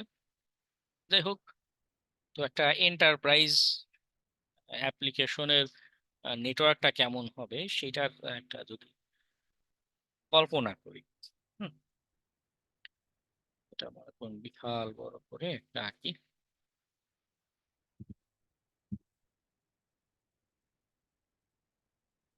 এটা বোঝা দরকার, আপনি অ্যাডভান্স লেভেলে হ্যাকিং এর কাজ যখন করতে যাবেন, বিগ এন্টারপ্রাইজে যখন কাজ করতে যাবেন, আপনার যদি আইডিয়াই না থাকে সেখানে কি কি কম্পোনেন্ট থাকতে পারে, আপনি কিন্তু কাজ করে আগাতে পারবেন না, বা কোনো আইডিয়া করতে পারবেন না যে নেক্সট স্টেপ কি হতে পারে। ওকে, তার এই পাশে মনে করুন আমার ছোট একটা কম্পিউটার আছে, সামথিং একটা রিকোয়েস্ট পাঠাবো। তো রিকোয়েস্ট পাঠালে এটা সাথে সাথে কিন্তু আমাদের ওয়েব যে সার্ভার আছে এখানে যায় না, এখানে আরো কিছু কম্পোনেন্ট থাকে। আমি একটা একটা করে যাই। এখানে একটা জিনিস থাকতে পারে বাইরে, সেটা হচ্ছে সিডিএন।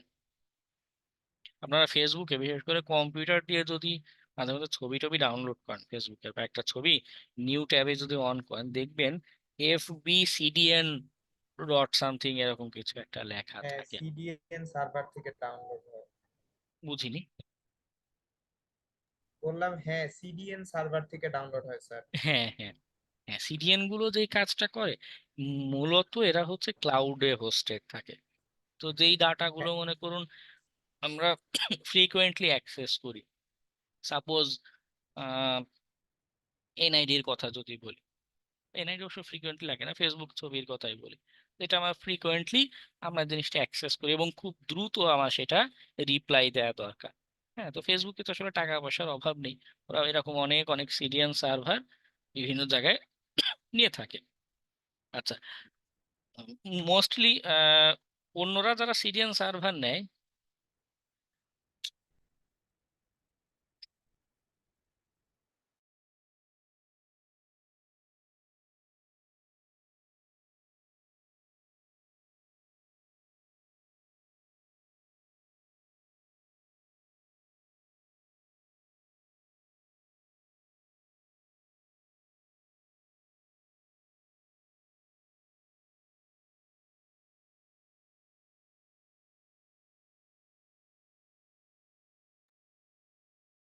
আচ্ছা, যেটা বলছিলাম যে সিডিএন সার্ভারগুলো যে আমাদের অ্যামাজন, গুগল, ডিজিটাল ওশেন এরকম বড় জায়ান্ট কোম্পানি, তারা মূলত এটা প্রোভাইডার। তারা কি করে, বিভিন্ন জায়গায় এরকম ক্লাউড সার্ভার তাদের হোস্ট থাকে, যেমন বাংলাদেশে সরাসরি নেই, ইন্ডিয়াতে আছে, সিঙ্গাপুরে আছে। তো কি করে, এই যে একটা সার্ভার, তারা যদি মনে করে যে এই ডাটাটা ফ্রিকোয়েন্টলি মানুষ অ্যাক্সেস করে, তো সিডিএন এ এটা রেখে দেয়, হ্যাঁ, যাতে খুব দ্রুত এটা অ্যাক্সেস করতে পারে। সাপোজ ইউএসএ তে একটা ওয়েবসাইট আছে, ফর এক্সাম্পল eশিক্ষণ.com, ইউএসএ তে হোস্ট করা, মনে করেন আমেরিকার একটা প্রতিষ্ঠান, আপনি বাংলাদেশ থেকে বসে শিক্ষণের একটা ক্লাস ভিডিও দেখতে চাচ্ছেন। তো সিরিয়ান থাকলে সুবিধা কি, শিক্ষণের কষ্ট করে ইউএসএ থেকে আপনাকে রিপ্লাই দেওয়া লাগবে না। ওকে, ইউএসএ থেকে একটা এরকম এইচটিএমএল ফাইলও যদি আসতে যায় অনেক সময় লেগে যাবে, কিন্তু তার চেয়ে বরং আপনি, ওই যে আমরা সাবমেরিন কেবল দেখেছিলাম তাই না, আমাদের সাবমেরিন কেবল বাংলাদেশ থেকে সরাসরি সিঙ্গাপুরে হচ্ছে কি কানেকশন, সমুদ্রের তলদেশ দিয়ে।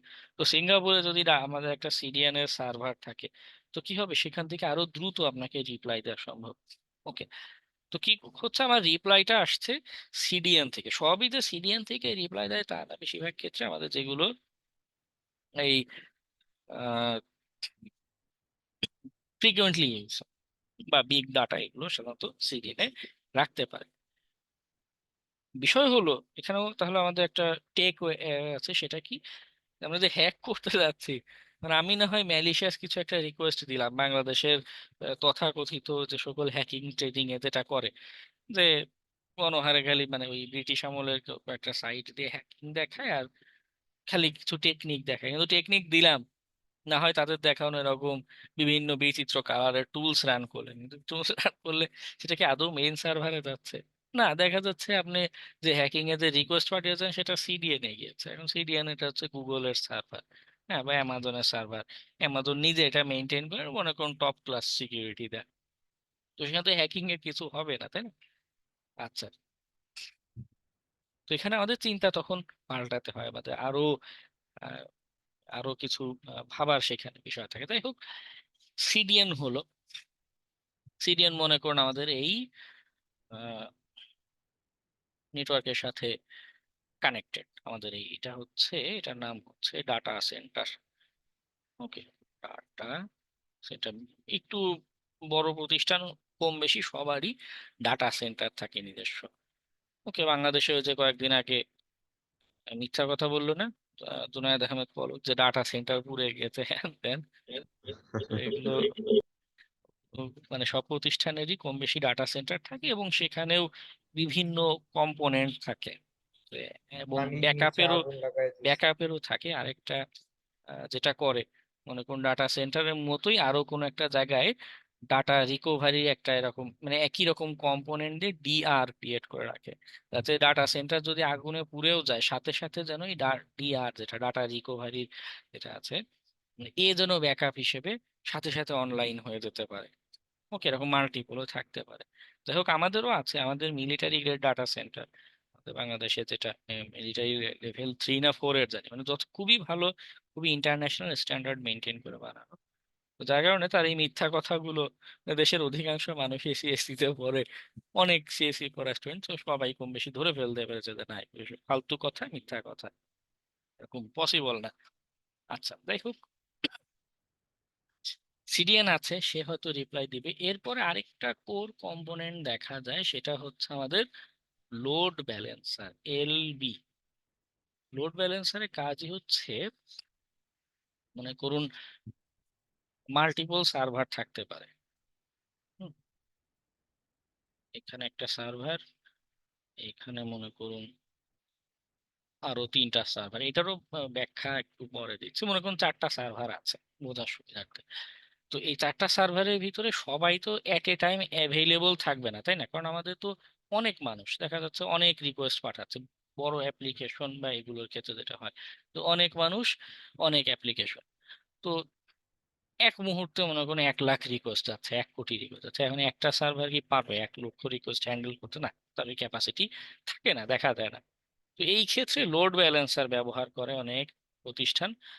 লোড ব্যালেন্স ইনিশিয়ালি আপনি যে রিকোয়েস্টটা পাঠিয়েছেন, এইটা আগে লোড ব্যালেন্সারের কাছে আসছে, সে ডিসাইড করছে যে আমার কোন সার্ভারটা খালি আছে, এইটা অ্যাভেলেবল আছে না এটা অ্যাভেলেবল আছে, যে অ্যাভেলেবল আছে তার কাছে আপনার রিকোয়েস্টটা সেন্ড করে দেয়। ওকে, এবং রিপ্লাইটাও যায় কিন্তু এই লোড ব্যালেন্সার থেকে। দ্যাট মিনস আপনি যে আইপি অ্যাড্রেসটা দেখতে পাচ্ছেন, আপনার রেসপন্সে যে আইপি অ্যাড্রেস এটা এসেছে, এটা কিন্তু অ্যাকচুয়াল সার্ভারের না, এটাই লোড ব্যালেন্সারের আইপি অ্যাড্রেস। ওকে, এই জিনিস ব্যবহার করে মডার্ন অনেক অ্যাপ্লিকেশনে এই জায়গাতে প্রক্সি ব্যবহার করে ইন্টারনালি। তাতে কি হয়, ইন্টারনাল কার থেকে রিকোয়েস্ট রেসপন্স আসছে বা রিকোয়েস্ট যাচ্ছে, প্রক্সিরও প্রকারভেদ আছে। তো এই বিষয় এইটাও হাইড হয়ে যায়। ঠিক আছে, আপনার রিপ্লাই দিচ্ছে প্রক্সি বা লোড ব্যালেন্সার, অ্যাকচুয়াল যে সার্ভার তাকে আপনি দেখতে পাচ্ছেন না। আচ্ছা, শুধু কি তাই, এখানে আরো জিনিস থাকে, সেটা হচ্ছে cash server, CA cash server থাকে। এই ক্যাশ সার্ভারের কাজ হচ্ছে সিডিএন এর মতো বলবো না, সিডিএন এর যেটা পারপাস যে খুব দ্রুত একটা রিপ্লাই দিতে হবে। তো ক্যাশ সার্ভারে কি হয়, যেই জিনিসগুলো আমাদের ফ্রিকোয়েন্টলি ইউজ হয়, তো অনেকে কি করে এটা ক্যাশ সার্ভারে রেখে দেয়। তো আপনি যে রিকোয়েস্ট পাঠাচ্ছেন, মনে করেন একটা ছবি দেখতে চাচ্ছেন, তো মেইন সার্ভারে তো যাওয়ার দরকারই নেই, ক্যাশ সার্ভার থেকে আপনার কাছে একটা রিপ্লাই যাচ্ছে, রিপ্লাই দিতে পারে। ওকে, ক্যাশ সার্ভার আছে। এরপর আরো থাকে, আরো হচ্ছে সার্চিং এর জন্য সার্ভার থাকে। ডাটাবেজ নিয়ে বলি, ডাটাবেজও থাকে দুই ধরনের মূলত।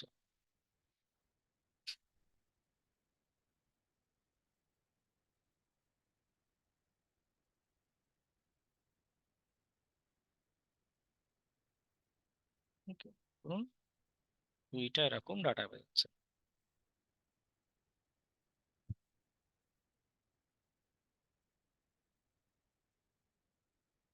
আচ্ছা, মনে করুন এতটুকুই আমাদের কানেকশন। ওকে, বা এখানে মাল্টিপল আরো লোড ব্যালেন্সার বা এগুলো থাকতে পারে, আরো বিষয় আছে। অনেকে কি করে এই জায়গাগুলোতে ফায়ারওয়াল দিয়ে রাখে। তারপরে এই সার্ভার গুলোতে মনে করুন বিভিন্ন সিকিউরিটি সলিউশন দিয়ে রাখে। এইখানে মনে করুন মনিটরিং এ কিছু দিয়ে রাখলো, এইখানে সিকিউরিটি কিছু একটা দিয়ে রাখলো। আর নেটওয়ার্কিং ডিভাইসের কথা তো বললামই না, এখানে মাঝখানে মনে করুন একটা রাউটার আছে যে হচ্ছে আপনার এই কমিউনিকেশন গুলো হ্যান্ডেল করছে। এইখানে মনে করুন একটা সুইচ আছে, হ্যাঁ, যে সুইচের থ্রুতে এতগুলো কম্পিউটার কানেক্টেড আছে। ওকে, তো মডার্ন আমি অল্প কয়েকটা কম্পোনেন্ট বলছি। আচ্ছা, সার্ভারের কথাগুলো বলা হয়নি। সার্ভারেও মাল্টিপল এরকম হয়, দেখা যায় সার্ভারের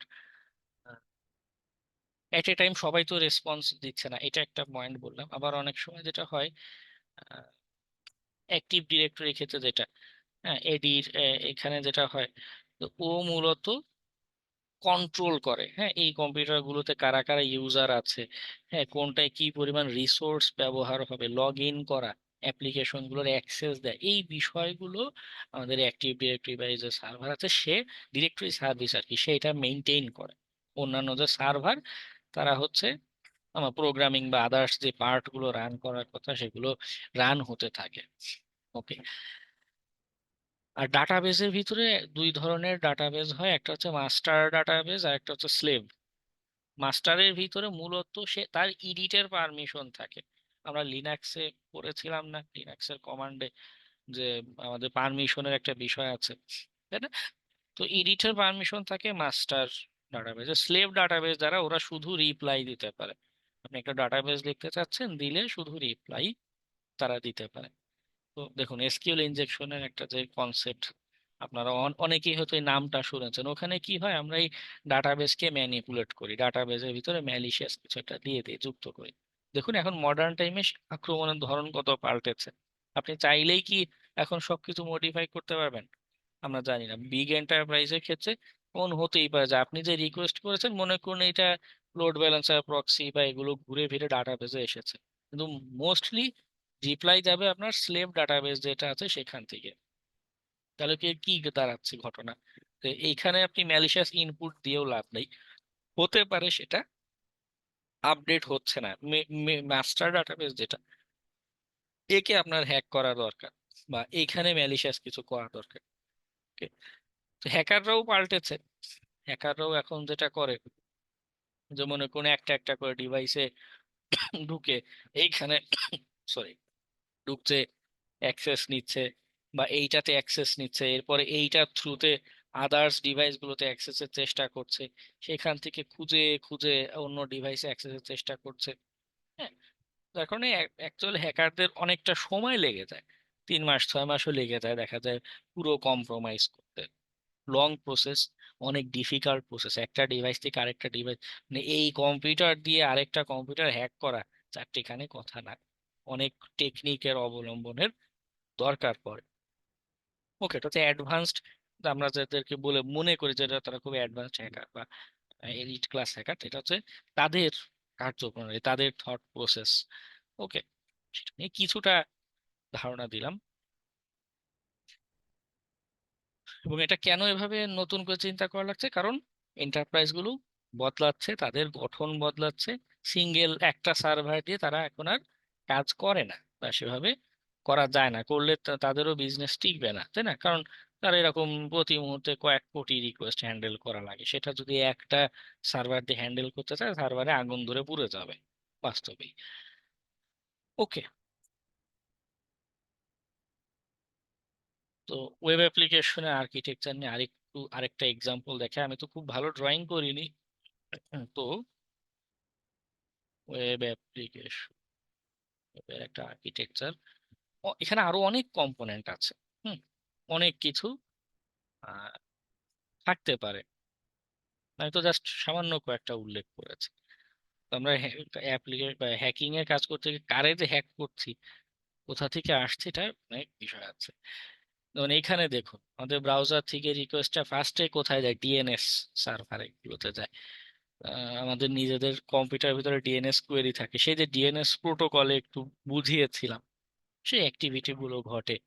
এরপরে সরাসরি ওয়েব অ্যাপের সার্ভারে যাচ্ছে না, এই যে লোড ব্যালেন্সে মাত্র যেটা বললাম, তার কাছে আগে রিকোয়েস্ট আসে যে না, রিকোয়েস্টটা কোথায় যেতে পারে বা যাবে, সে ডিসাইড করে। মাল্টিপল ওয়েব অ্যাপ্লিকেশনের সার্ভার থাকতে পারে, সার্ভিসের জন্য আলাদা সার্ভার থাকতে পারে, যে আমাদের যে এপিআই দেখি না এখন বিভিন্ন অ্যাপ্লিকেশনে এপিআই কনসেপ্ট ইমপ্লিমেন্ট করে। যেমন যেমন দারাজের ওয়েবসাইটে যদি আপনি যান, দারাজের ওয়েবসাইটে গেলে দেখবেন, দেখাই দারাজ com.bd,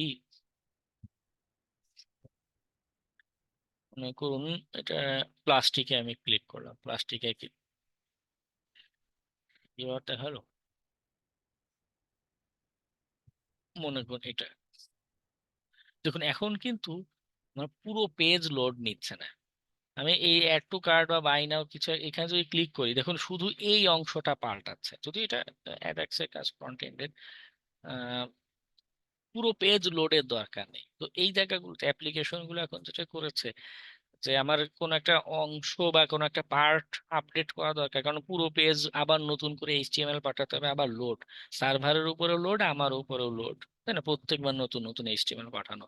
তো কি করি আমরা, অ্যাপ্লিকেশনে প্রোগ্রামিং দিয়ে এমন ভাবে করে রাখবো যে এই যে শুধু মনে করেন এখানে প্রাইস আপডেট হওয়ার কথা, হ্যাঁ, ওই প্রান্তে যে বিজনেসম্যান আছে সে বলে দিবে যে না, এটার দাম 4,000 টাকা, সে লিখে ইন্টারপ্রেস করবে, আপনার শুধু এই অংশটুকু আপডেট হয়ে যাবে।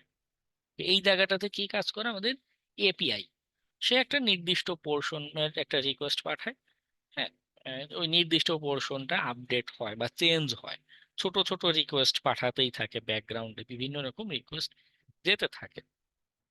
তো ওগুলোর জন্য এরকম আলাদা সার্ভার সার্ভিস থাকে, ক্যাশিং সার্ভিস যেটা বললাম, যে কোনো একটা ডাটা যদি আমার এমন হয় যে রেগুলার বা খুব ফ্রিকোয়েন্টলি মানুষ চাচ্ছে, সেটা ক্যাশ সার্ভারে রেখে দিবে। ক্যাশ সার্ভার গুলো খুব ফাস্ট হয়, নর্মাল সার্ভারের তুলনায় ক্যাশ সার্ভার গুলো অনেক ফাস্ট হয়।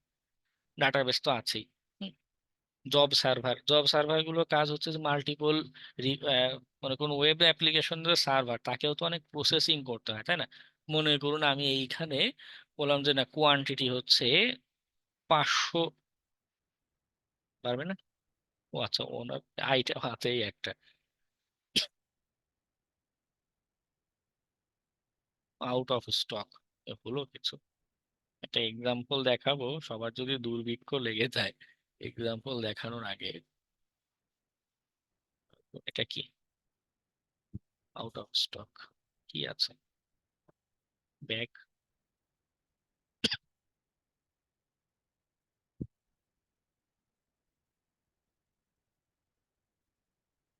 মনে করুন এটা আমি 500 পিস নিতে চাই। তো এটা কি হচ্ছে, আমার একটা ক্যালকুলেশন করতে হবে না বাই নাওতে ক্লিক করলে? তো এটাও তো একটা টাস্ক, একটা অ্যাক্টিভিটি। তো জব সার্ভার গুলো কি করে, এই সিরিয়াল করা, যে আগে একজন 500 পিসের অর্ডার দিয়েছে, তার ক্যালকুলেশন করে নাও, এরপরে একজন 1 পিসের অর্ডার দিয়েছে বা 10 পিসের অর্ডার দিয়েছে, তার ক্যালকুলেশন করো। ওকে, এই আহ, কি বলে সিরিয়াল মেনটেনে কাজটা করে থাকে। ক্লাউড স্টোরেজ তো আমাদের আছে, অনেকেই কি করে অনেক কিছু ক্লাউডে হোস্টিং করে রাখে। ডাটা ওয়্যার হাউস যেটা কাজ করে, ডাটা ওয়্যার হাউস হচ্ছে ডাটাবেস। তো আমাদের অল্প কিছু ডাটা, ডাটা ওয়্যার হাউস অনেক ডাটা, আমাদের প্রচুর ডাটা জেনারেট হয়, এবং আমাদের এই সাইট গুলোও চরম ভাবে আমাদেরকে কি বলে ট্র্যাকিং এর কাজ করতে থাকে, মানে প্রত্যেকটা ইভেন্টের। আমরা তো মনে করি যে ফেসবুকে আমি কোন বিজ্ঞাপনে ক্লিক করেছি সেইটাই, বা কারে ফলো করি শুধু সেটাই দেখে না। আপনি মোবাইলে যখন স্ক্রল করেন, কোন পোস্টে স্ক্রল করে কয় সেকেন্ড আপনি থেমেছেন, হ্যাঁ, বা মানে আপনার স্ক্রিনে একটু নাড়াচাড়া হয়েছে কি হয়নি, এই এভরিথিং, এভরি ডিটেলস, প্রায় সব ধরনের ডিটেলসই তারা ট্র্যাক করতে থাকে। এবং অ্যাপ্লিকেশন গুলো সেভাবেই বানানো। এরকম হিউজ ডাটা হ্যান্ডেলের জন্য কি করে, ডাটা ওয়্যার হাউস ব্যবহার করে। এটাও ডাটাবেজেরই কালেকশন, প্রচুর ডাটা সেখানে জমা থাকে, জমা হতে থাকে। ওকে,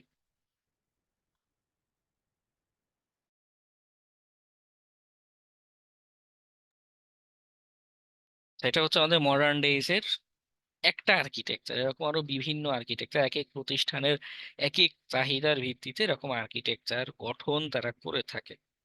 ক্লায়েন্টের কাজের ক্ষেত্রে আমাদের এমন হতেই পারে, দেখা গেল এরকম বাইরে থেকে বলছে এবার তুমি পারলে এবার হ্যাক করো, তোমার কাজ হচ্ছে হ্যাক করা। হ্যাঁ, একদম বাইরে থেকে আমাদের এই জায়গায় অ্যাটাকের চেষ্টা করা রাখতে পারে। বা কখনো কখনো কি হয়, এই যে কম্পিউটারটা আছে এইখানে মনে করুন অ্যাক্সেস দিয়েছে, এইবার এইটার থ্রুতে আদার্স জিনিসপত্র হ্যাকিং এর চেষ্টা করা লাগতে পারে। আবার কখনো এই যে অ্যাপ্লিকেশন ডাটাবেস, এগুলো সোর্স কোড, এই জাতীয় জিনিস দিতে পারে। বা কখনো কখনো শুধু আপনার জন্য একটা আলাদা টানেল ক্রিয়েট করে শুধু এই মনে করুন এইখানে অ্যাপ্লিকেশন আছে এই পর্যন্ত একটা আপনাকে অ্যাক্সেস দিতে পারে, যে এইখান থেকে বসে আপনি এই শুধু অ্যাপ্লিকেশনের টেস্ট করবেন। বিভিন্ন বিভিন্ন সিনারিও হতে পারে। যাই হোক, তো যেটাই হোক, কখনো কখনো তারা এরকম ম্যাপ বা আদার্স ইনফরমেশন শেয়ার করতে পারে কিছু কাজে, কিছু ক্লায়েন্ট বা কিছু ক্ষেত্রে শেয়ার করবে না। ওকে, আপনার নিজে টেস্ট করে করে বুঝতে হবে, ম্যাপিং করতে হবে যে কোথায় কি আছে না আছে। এখানে কিছু কমার্শিয়াল টুলস আছে, কিন্তু ম্যানুয়াল টেস্টিং বা হিউম্যান ইন্টেলিজেন্স অলওয়েজ বেস্ট। আল্লাহ তাআলা এমনি এমনি আমাদের সৃষ্টির সেরা জীব বানায়নি, আমাদের এই বুদ্ধিমত্তা, চিন্তা শক্তিটাই আসল সক্ষমতার আমাদের জায়গা। ওকে, খুব বেশি বোরিং লাগছে কি?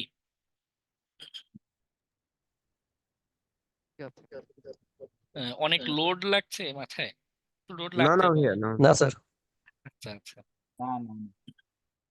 একটু একটু লোড মানে লাগে নাই, তবে একটা কোশ্চেন ছিল আমার। হ্যাঁ হ্যাঁ বল। কোশ্চেন হচ্ছে সিডিএন আর লোড ব্যালেন্সারের মধ্যে পার্থক্যটা কি, মেজর ডিফারেন্সটা কি? এটা একটু জানার ইচ্ছা ছিল আচ্ছা আমার। সিডিএন শুধুমাত্র কন্টেন্ট ডেলিভারির কাজ করে। মনে করেন একটা ছবি, ছবির উদাহরণটাই সহজ। মনে করেন একটা ছবি মানুষ বাবা শেখ হাসিনার ছবি সার্চ দিচ্ছে, হ্যাঁ, তো ফেসবুক কি করবে, সিডিএন সার্ভারে, এখানেও প্রোগ্রামিং বা ম্যানুয়ালি অনেক কিছু করা যায়, সিডিএন সার্ভারে রেখে দিবে। যখন আপনি শেখ হাসিনার ছবি দেখতে যাবেন, ও সিডিএন সার্ভার থেকে আপনাকে এটা রিপ্লাই দিবে, ওর কাজই এটা। লোড ব্যালেন্সারের কাজ হচ্ছে এই যে মাল্টিপল রিকোয়েস্ট আসছে প্রতি মুহূর্তে, মনে করুন 10,000 মানুষ লগ ইনের চেষ্টা করছে, তো আমার তো সার্ভারের ক্যাপাসিটি লিমিটেড, সব সার্ভার একটার সাথে রিপ্লাই দিতে পারবে না।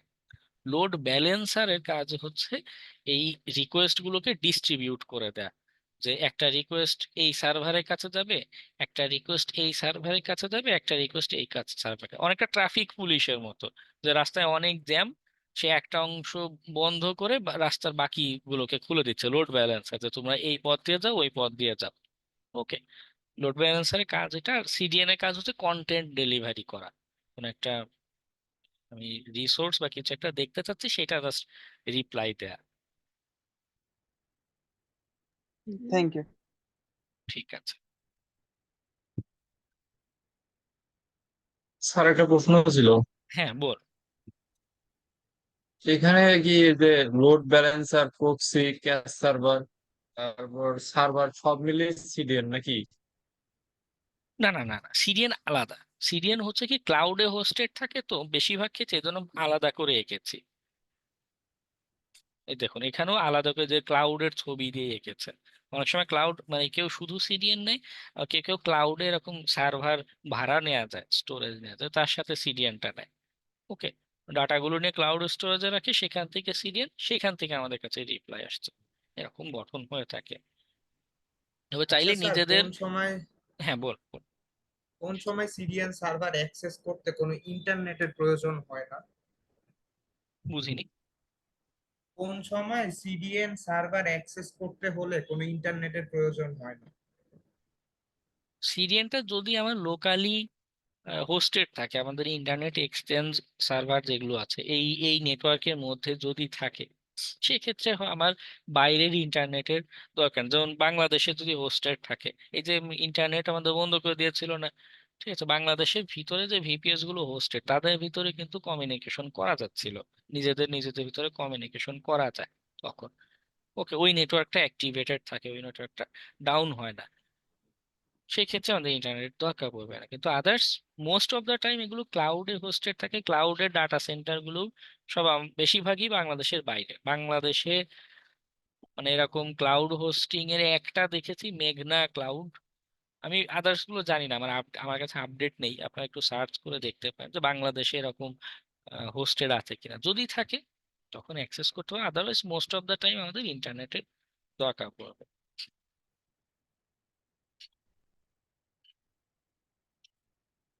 আমার একটা কোশ্চেন ছিল, হ্যাঁ এটা বল। হচ্ছে আমরা কি কোনোভাবে কোনো অ্যাপ্লিকেশনের যেগুলো এপিআই এন্ড পয়েন্ট আছে এগুলো কি আমরা খুঁজে পেতে পারি?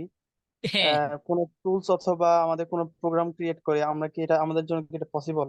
হ্যাঁ হ্যাঁ, ওই যে একটু আগে বললাম যে আমরা যখন ওয়েব হ্যাকিং এর ক্লাসগুলো করব, ওখানে আরো বিভিন্ন টেকনিক টুলস নিয়ে কথা বলবো, যে এই জায়গাতে এইভাবে এইভাবে আমরা ডিসকভারি কাজ করতে পারি বা এইভাবে হ্যাকিং এর চেষ্টা করতে পারি। ওকে। ভাইয়া, সালাম হ্যাঁ আলাইকুম। ওয়ালাইকুম আসসালাম, বল। ভাইয়া ওই যে, হ্যাঁ আমি একটা কোশ্চেন করতাম। ওই যে আপনার আমাদের তো নেট কে যখন বন্ধ করে দিয়েছিল, তখন টিভিতে কিন্তু খবর লাইভ দেখাতো, বা যাই হোক টিভিতে খবরগুলো কিভাবে প্রচার করতে পারে, এটা আমি আসলে বুঝতে পারি না ভাই এটা। টিভির ওটা রেডিও ফ্রিকোয়েন্সি দিয়ে কাজ করে। তো আমাদের যে বাসা বাড়িতে দেখেন না যে আকাশ স্যাটেলাইট লাগানো, বা যারা ডিশ হ্যাঁ, লাইনে প্রোভাইডার, ওদের বিশাল বড় এন্টিনা থাকে কিন্তু, দেখবেন আমি হ্যাঁ, আমি দেখেছিলাম, মানে অনেক বড়, খাটের সমান 5-10 ফুট সাইজের এন্টিনা। ওই রেডিও ফ্রিকোয়েন্সি, ওরা হচ্ছে রেডিও ফ্রিকোয়েন্সি রিসিভার। ও রিসিভ করে আপনার বাসায় বা যারা ডিশ লাইন দিচ্ছে ওদের কাছে বক্স থাকে, রেডিও ফ্রিকোয়েন্সি রে পরে আমাদের কনভার্ট করে তারপর টিভিতে দেয়, তখন ডিজিটাল কি বলে ইলেকট্রনিক এই সিগন্যাল আকারে দেখতে পারি তখন আমরা। কিন্তু কিন্তু এখানে কিন্তু নেটের প্রয়োজন হয় না নাকি? না না, রেডিও ওয়েভ আকারে যাবে। ও, কিন্তু লাইভ তো হতে লাইভ হয় না তো নাকি ভাই এটা? লাইভের ক্ষেত্রে স্যাটেলাইটের দরকার পড়ে বলে আমি জানি। ও, তবে তার জন্য স্যাটেলাইটে ওরা তো আমাদের মানে ইন্টারনেটের দরকার নেই, আমাদের রেডিও মানে ফ্রিকোয়েন্সি ক্যাচ করার আর সেন্ড করার মিডিয়াম থাকলেই এনাফ।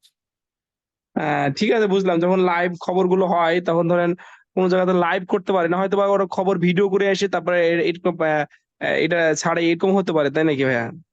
না না, লাইভও করা যায়, ও, স্যাটেলাইটের মাধ্যমে যতদূর জানি লাইভ করা যায়, ওই মেকানিজমটা আমার পুরোপুরি জানা নেই। ও, না, এই সময় বন্ধ ছিল তো, সবকিছু বন্ধ ছিল, কিন্তু খবর দেখতে পাচ্ছিলাম। তখন তো ইচ্ছাকৃতভাবে ঘোষণা দিয়েই বলেছিল যে সব বন্ধ রাখতে হবে, হ্যাঁ, টেকনোলজি কাজ করুক না করুক ওটা কথা না, ও- কথা হচ্ছে বন্ধ রাখতে হবে, জোর করে বন্ধ করে রেখেছিল। বুঝতে পারছি। বন্ধ ঠিক আছে রাখছে ভাই। কিন্তু মাঝখানে যে মানে এক্সকিউজ গুলা দিছে যে এটার কারণে ওটার কারণে, এটা মিনিমাম যদি পলকের যদি মিনিমাম যদি নলেজ থাকতো তাহলে এইভাবে মানে লেম এক্সকিউজ গুলো দিত না। তারা তো শেখ হাসিনা পলানোর আগ পর্যন্ত জানতো না যে তাদের এই অবস্থা হবে বা শেখ হাসিনা চলে যাবে, তারা কনফিডেন্সের সাথে উল্টাপাল্টা বকেছে। বাংলাদেশে কত এরকম ওয়েবসাইট পড়ে আছে, এখন পর্যন্ত হাব ডেভেলপ করে রেখে দিছে, ইনফ্রাস্ট্রাকচার ডেভেলপ করে রেখে দিছে, এখন পর্যন্ত অনও করে নাই। হ্যাঁ হ্যাঁ, সব লুটপাটের ধান্দা। প্রত্যেকটা উপজেলায় ওরা হচ্ছে জয় সেট সেন্টার করার কথা। এই কি বলে প্রজেক্ট চলছিল প্রত্যেকটা উপজেলায়। ভাবতে পারেন আজ তো একটা 4-5 তলা বিল্ডিং করে সেই বিল্ডিং এ আইসিটি ল্যাব, এসি, অত্যাধুনিক কম্পিউটার, বিচিত্র খরচের ব্যবস্থা করা, মানে খালি জনগণের টাকা নষ্ট করার বিভিন্ন প্রকল্প তারা হাতে নিয়েছিল। বাংলাদেশের যত ফ্রিল্যান্সার মার্কেট প্লেসে কাজ করে, ওয়েব ডেভেলপমেন্ট, তারপরে আরো নানান সেক্টরে, এদেরকে যদি গভর্নমেন্ট এই ওয়েবসাইট ডেভেলপমেন্টের প্রজেক্ট গুলো দিত, তাও তাদের কোনো না কোনো বাংলাদেশের মাধ্যমে উন্নতি হইতো আর কি। দিবে সব না তো, ফেলে ওই যে রেখে দিছে। টেন্ডার ব্যবসা চলে, টেন্ডারিং এর মাধ্যমে কিছু প্রতিষ্ঠান আছে বা তাদেরই মানে দা- দালাল কত টাইপের প্রতিষ্ঠান আছে, এরাও সব কাজ টাজ পেয়ে যায়, নিয়ে যায়। এরাও নিয়ে নিজেরা করে না, আদার্স বিভিন্ন থার্ড পার্টি কোম্পানি বা সব বড়দেরই খেলা, মানে সাধারণ মানুষ তাদেরও তো এখানে মানে যুক্ত করা যায়, সুযোগ আছে, এই বিষয়গুলো ভাবার অবকাশ তাদের ছিল না। তারা অত্যন্ত উন্নয়ন নিয়ে ব্যস্ত ছিল। যাই হোক, আমরা অ্যাটেন্ডেন্সটা নিয়ে ফেলি, খুব বেশি সময় বাকি নেই। ওকে। ভাই লাস্ট ক্লাসের অ্যাটেন্ডেন্সটা কি করলাম পরে? ওই ক্লাস 7-এ যারা ছিল ওটার সাথে অ্যাড করে দিয়ে দিয়েছে।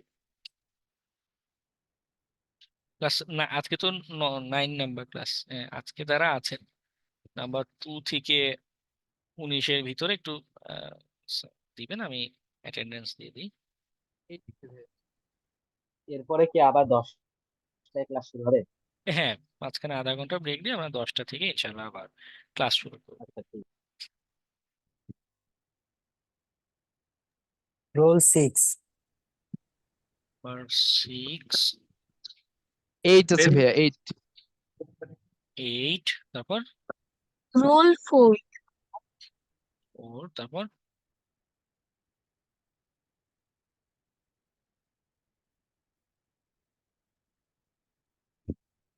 আর আছেন 9, 10, 11, 12, 13, 14, 15, কেউ নেই?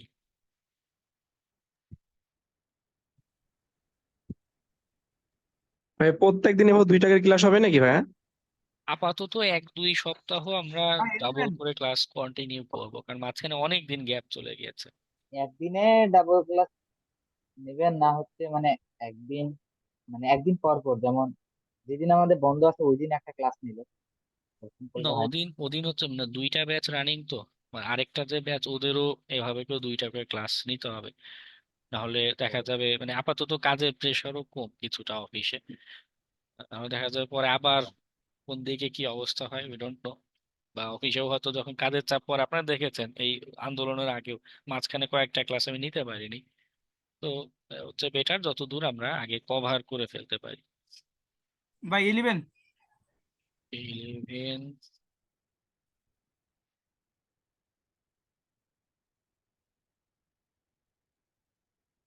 একজন দিয়েছেন 37 যাচ্ছে একটু পরে, তারা উপর থেকে আছেন, একটু সাড়া দিবেন। 24। স্যার 32। 21। 29। 21 আছেন। ভাই 19 আছে আছে 21। এরপর 29। 28। ভাইয়া 25। কত? 28। ভাইয়া 23। 23, তারপর 26। 30 ভাইয়া, 30 ভাইয়া। হ্যাঁ হ্যাঁ দিয়েছে 30। ভাইয়া 25। আর কেউ উপর থেকে 15, 16? নাই কেউ, নো প্রবলেম। এরপর যারা আছেন 39। 43। 44। ক্লাস 38 8 এ ছিলাম, 39 8 এ ছিলাম ক্লাস 8 এ। 40। আচ্ছা 40, 46। 38 41। 34। 31, ওকে। 34, তারপর 41। কমেন্টে একজন দিয়েছিলেন 37। ওকে, 37। ভাইয়া 39 ক্লাস 7-এও ছিলাম, প্রেজেন্ট দেওয়া হয় না সম্ভবত। ওকে,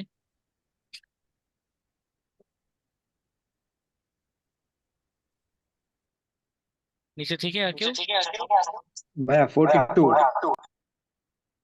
53 ভাইয়া 53 3। ভাইয়া 50 ভাইয়া 52 ভাইয়া 50 শাকিল আহমেদ। আরেকটা কে বলেন? 52 52। এতদিন ক্লাসে নেই। ভাইয়া বিষয় হচ্ছে আমি অ্যাডমিশন নিছি 4টা ক্লাস পরে। হ্যাঁ, আর দ্বিতীয় বিষয় হচ্ছে 4টা ক্লাস পরে আমি অ্যাডমিশন নিছিলাম, ভাইয়া এরপরে 10 ওরা ক্লাসের ইনস্ট্রাকশন গুলো বা নিয়ম নীতি সবগুলো ইমেল করছিল। আমার ইমেলটাতে মেসেজ ফুল হওয়ার কারণে ইমেলটা আমি ঠিক টাইমে পাই নাই। এরপরে আমি ইস্যুগুলোর সাথে যোগাযোগ করার পরে ওনারা আমাকে আবার রি ইমেল করে, পরে আমি 8 নম্বর ক্লাস থেকে জয়েন দিয়েছি, গত ক্লাসে ছিলাম। আচ্ছা, কিন্তু অনেকগুলো মার্কস কিন্তু যে অ্যাটেন্ডেন্সের আপনার বাদ পড়ে গেল, এটা। বুঝতে পারছি ভাইয়া। আচ্ছা, ঠিক আছে। নাম্বার 10। এরপর? হ্যাঁ হ্যাঁ, দিয়েছি নাম্বার 10। প্রবলেম। আর কেউ বাকি আছেন? কেউ দুইজন অবভিয়াসলি বাদ আছেন। 32 উপস্থিত, আমি সহ আরো দুজন আছেন। ভাইয়া আজকে যে 10টায় ক্লাস হওয়ার কথা ছিল ওইটা কি হবে আজ? হ্যাঁ হ্যাঁ, 10টায় ক্লাসটা নিব আমরা। ও আচ্ছা। ওকে, আধা ঘন্টার মধ্যে আপনারা ডিনার টিনার করে একটু চা কফি ব্যবস্থা রেখে ক্লাসে চলে আসবেন। ভাইয়া আর একটু সময় দেন, 10টা 15 থেকে ক্লাসটা শুরু হোক। না, বেশি রাত হয়ে যাবে, দেখা যাবে বাকিরা যদি ভাইয়া আবার ক্লাসে 10টা ঘুমিয়ে ক্লাসে কি পড়ে। আবার অ্যাটেন্ডেন্স নেওয়া হবে না? হ্যাঁ, 10টায় ক্লাসে আবার attendance। এই রাতের ব্যাচে একবার একটা মজার ঘটনা ঘটেছিল। এক শিক্ষার্থী ক্লাস নিতে নিতে নিতে 12টা 12:30 বেজে গিয়েছিল। হ্যাঁ, একটা ল্যাবের ডেমনস্ট্রেশন করতে হতে, হঠাৎ শুনি নাক ডাকা শব্দ। ঘটনা কি, এই যে একজন আনমিউট করে ঘুমিয়ে গিয়েছে, মানে ঘ ঘ করে নাক ডাকার শব্দ আসছে। যাই হোক, তো এইরকম পরিস্থিতি হতে পারে। একটু একটু কষ্ট হবে, একটু চাটা খেয়ে নেবেন। 10টা 5-এর ভিতরে, মানে আমি 5 মিনিট অপেক্ষা করব বাকিরা জয়েন করার জন্য। ওকে। পরের ক্লাসটাতে কি আমরা 9 নম্বর ক্লাসে জয়েন হবো নাকি না 10 না, 10 নম্বরে? নম্বর 10 নম্বর 10 নাম্বার। ভাইয়া তাহলে কি বের হয়ে যাব ক্লাস আচ্ছা থেকে? হ্যাঁ, সময় আমরা তো নাই। এখন, বা যদি কেউ অ্যাটেন্ডেন্স বাকি থাকে, না অ্যাটেন্ডেন্স বাকি নেই, আমরা ক্লাসটা আপাতত ক্লোজ করছি। একটু আপনারা বিশ্রাম নিয়ে আচ্ছা চলে ভাইয়া আসবেন। বের হলাম। হ্যাঁ হ্যাঁ, ঠিক আছে। ওকে। স্যার তাহলে আমরা কত নম্বর ক্লাসে জয়েন হব? 10 নম্বর, সবাই 10 নম্বর ক্লাসে জয়েন হবে। Okay sir. ঠিক আছে। আচ্ছা। Okay sir.